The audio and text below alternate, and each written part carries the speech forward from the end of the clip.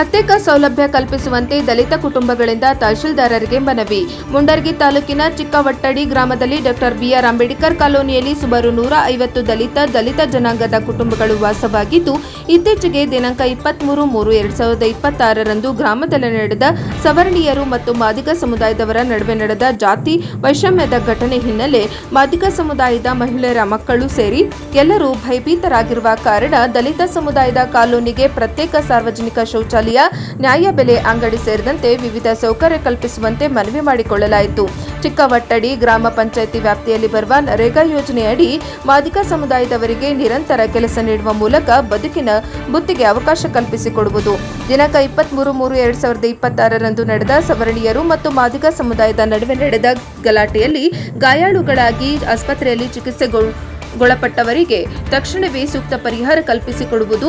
ದಿನಾಂಕ 23/4/2026 ರಂದು ಮುಂಡರಗಿ ತಾಲೂಕಿನ ತಹಶೀಲ್ದಾರ್ ಅವರಿಗೆ ಗದಗ ಜಿಲ್ಲೆಯ ಕರ್ನಾಟಕ ದಲಿತ ಸಂಘರ್ಷ ಸಮಿತಿಯ ಜಿಲ್ಲಾ ಸಂಚಾಲಕರಾದ ದುರ್ಗಪ್ಪ ಹರಿಜನ ನೇತೃತ್ವದಲ್ಲಿ ತಹಶೀಲ್ದಾರ್ ಅವರಿಗೆ ಮನವಿ ಸಲ್ಲಿಸಿದೆ ಎಂದರು. ಈ ಸಂದರ್ಭದಲ್ಲಿ ತಾಲೂಕು ಸಂಚಾಲಕರಾದ ಸೋಮಣ್ಣ ಹೈತಾಪುರ, ಲಕ್ಷ್ಮಣ್ ತಗಡಿನಮನಿ, ಡಿಎಸ್ಎಸ್ ಮುಖಂಡರ ಶಿವಾನಂದ ದೊಡ್ಮನಿ, ಕಟ್ಟೆಪ್ಪ ಚಿಗರಮ್ಮ, ಶಿವಪುತ್ರಪ್ಪ ಗುಡ್ಡಪ್ಪನವರ್, ಫಕೀರಪ್ಪ ಸೋಮನವರ್, ಮೈಲಮ್ಮನವರ್, ಬಸವರಾಜ್ ತಿಮ್ಮನವರ್, ಮುಜರಪ್ಪ ಉಡಚಮ್ಮನವರ್, ಹನುಮಂತ ದೊಡ್ಮನಿ ಸೇರಿದಂತೆ ಅನೇಕ ದಲಿತ ಮುಖಂಡರು ಉಪಸ್ಥಿತರಿದ್ದರು. ವರದಿ ಅರ್ಜುನ್ ಹೊಸ್ಮನಿ, NKS TV4 ಮುಂಡರ್ಗಿ. ಜಿಲ್ಲಾಧಿಕಾರಿಗಳ ಕಾರ್ಯಾಲಯ ಮುಂಡ್ರಿಗಿ.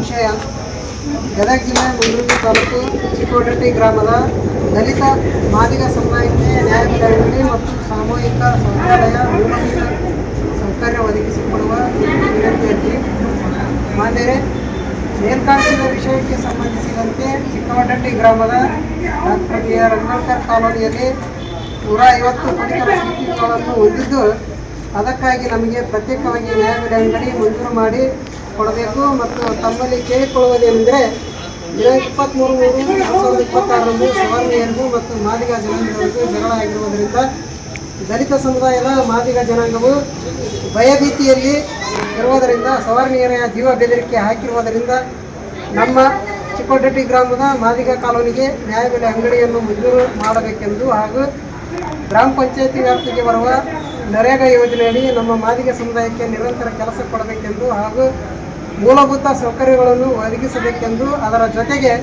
ದಿನಾಂಕ 23/2026 ರಂದು ಸವರ್ಣೀಯರಿಗೂ ಮತ್ತು ಮಾದಿಗ ಜನಾಂಗದವರಿಗೆ ಜಗಳ ಆಗಿರುವುದರಿಂದ ಗಾಯಾಳುಗಳಿಗೆ ಸೂಕ್ತ ಪರಿಹಾರ ಒದಗಿಸಬೇಕು.